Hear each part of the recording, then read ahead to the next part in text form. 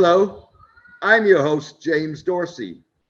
Diplomats, policymakers, investors, executives, journalists, and academics listen to my twice weekly podcast and or read my syndicated newsletter that is republished by media across the globe. Maintaining free distribution ensures that the podcast and newsletter have maximum impact. Paid subscribers help me cover the monthly cost of producing the newsletter and podcast. Please consider becoming a paid subscriber. You can do so by clicking on Substack on the subscription button at www.jamesmdorsey.substack.com and choosing one of the subscription options. Or support me on Patreon at patreon.com/Mideast Soccer. Please join me for my next podcast in the coming days. Thank you. Take care and best wishes. A refusal by the governor of Hindu-majority Bali to host an Israeli soccer team at this May's FIFA Under-20 World Cup puts the Indonesian government, Football Association, and foremost Muslim civil society movement on the spot. Wayan Koster's refusal threatens to lead FIFA to deprive Indonesia of its hosting rights, which oblige it to allow national teams to compete, irrespective of whether countries recognize one another. The International Paralympic Committee, IPC, stripped Malaysia of its right to host the 2019 World Para Swimming Championship because it refused to allow Israel to participate. We request the minister adopt a policy of banning the Israeli team from competing in Bali. We, the provincial government of Bali, declare that we reject the participation of the Israeli team to compete in Bali. Mr. Koster wrote in a March 14 letter to the Youth and Sports Ministry, a day after the minister resigned because he was elected deputy chairman of the Indonesian Football Association. Indonesia has refused to establish diplomatic relations with Israel as long as it refuses to resolve its conflict with the Palestinians. The rise of a far-right, ultra-nationalist, and religiously ultra-conservative Israeli government has further dampened already dim hopes that the world's most populous Muslim-majority country and democracy would follow the United Arab Emirates and other Arab states in recognizing Israel soon. This week, the Indonesian Foreign Ministry condemned Israeli Finance Minister Bezalel Smotrich's denial of Palestinian existence. Indonesia continues to consistently support the Palestinian people's struggle, the ministry said.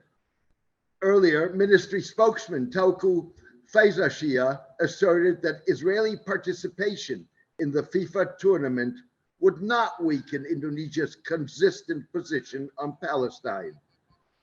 If World Soccer body FIFA deprived it of its hosting rights, Indonesia would suffer a setback in positioning itself as a Southeast Asian sports powerhouse. In addition, Indonesia would lose its spot in the championship. Indonesia qualified for this year's tournament as the host, rather than because of its performance in qualification matches. Mr. Koster's refusal was celebrated by Muslim organizations, including the Indonesian Ulama Council, which groups the country's top clerics, and Muhammadiyah, the country's second largest civil society movement with tens of millions of followers. The groups this week protested Israeli participation in the tournament. The refusal and the protest shine a spotlight not only on pro-Palestinian sentiment in Indonesia, but also the at times blurred distinction between legitimate criticism of Israel and anti-Jewish sentiment. To be sure, the slogans of the protest were anti-Israel, not anti-Jewish. Even so, Israel has sought to spin crossovers between the two to discredit all criticism as anti-Semitism. The controversy over Israeli participation in the Bali tournament also highlights the outreach to Jews and other faith groups by Indonesia's Nahdlatul Ulama, the world's largest and most moderate civil society movement. Nahdlatul Ulama has been a driving force in reforming Islamic law to rid it of supremacist concepts. Some 20,000 Nahdlatul Ulama Islamic scholars in 2019 replaced the notion of the kafir or infidel with that of a citizen. In addition to tackling problematic concepts in Islamic law, Nahdlatul Ulama has been at the forefront of efforts to take interfaith dialogue beyond hollow, feel-good, lovey-dovey declarations by putting historical grievances, truth-telling, and the troubled histories of Islam and other faiths on the agenda. Nevertheless, Anam Shori, a young Nahdlatul Ulama religious scholar, cautions that antipathy in Indonesia towards Jews is culturally deep-seated. The key to turning this around is to instill the importance for coexistence between Islam and other faiths today, Mr. Anshori said. Last year, a poll showed that 51% of Indonesian Muslims had serious misgivings about having Jewish neighbors. 57% opposed allowing Jews to teach in public schools, and 61% objected to Jews becoming government officials. Also last year, the Alliance of Islamic Scholars on the Javan island of Madura, a region with a history of intolerance, and a conservative cleric who identifies himself as a Nahdlatul Ulama associate, protested against the participation of an Argentinian rabbi known for her advocacy of human rights in a summit of religious leaders organized by the group under the auspices of Indonesian President Joko Widodo. I am a Nahdlatul Ulama member, rejecting the leadership's efforts to bring the Jewish rabbi Silvina Chemen to Indonesia. The infidels from the children of Israel have been cursed through the words of Prophet David and Prophet Jesus, son of Mary, said Lutfi Bashori Alwi. A Sunni Muslim mob, armed with machetes and sickles, attacked and burnt a Shiite majority village in Madura in 2012, killing a 45-year-old woman and seriously injuring several others.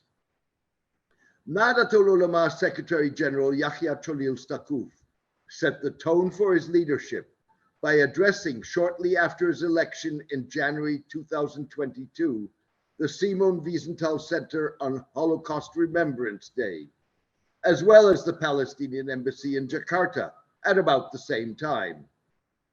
Calling for compassion, Mr. Stakuf referred only obliquely in his Wiesenthal Center speech to the Palestinians and other repressed groups.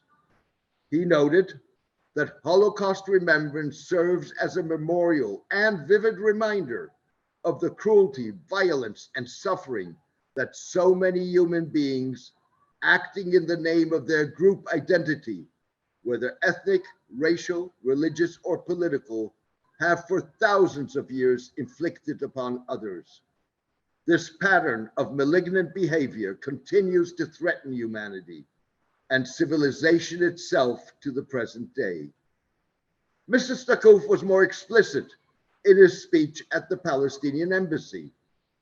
If the people of the world fail to ensure a better, more noble future for Palestinians, humanity will have failed in its collective responsibility to ensure a better future for everyone by fostering the emergence of a global civilization, Mr. Stakuf said.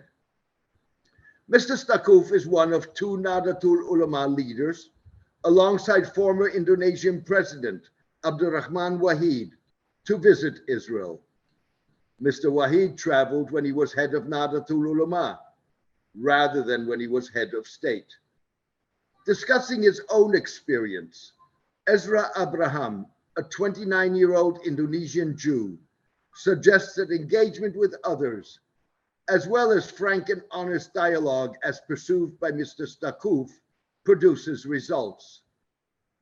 Part of the problem in Indonesia is that the decades-long invisibility of the Jewish people has made us into the convenient, never-seen bogeyman. At past interfaith events, Indonesian participants were initially uncomfortable when I told them I was Jewish. But by the end of our frank discussions, most would have modified their stance, Mr. Abraham said. Thank you for joining me today. I hope you enjoyed the podcast. Diplomats, policymakers, investors, executives, journalists, and academics listen to my twice-weekly podcast and/or read my syndicated newsletter that is republished by media across the globe. Maintaining free distribution ensures that the podcast and newsletter have maximum impact. Paid subscribers help me cover the monthly cost of producing the newsletter and podcast. Please consider becoming a paid subscriber. You can do so by clicking on Substack on the subscription button at www.jamesmdorsey.substack.com and choosing one of the subscription options. Or support me on Patreon at patreon.com/MideastSoccer. Please join me for my next podcast in the coming days. Thank you. Take care and best wishes.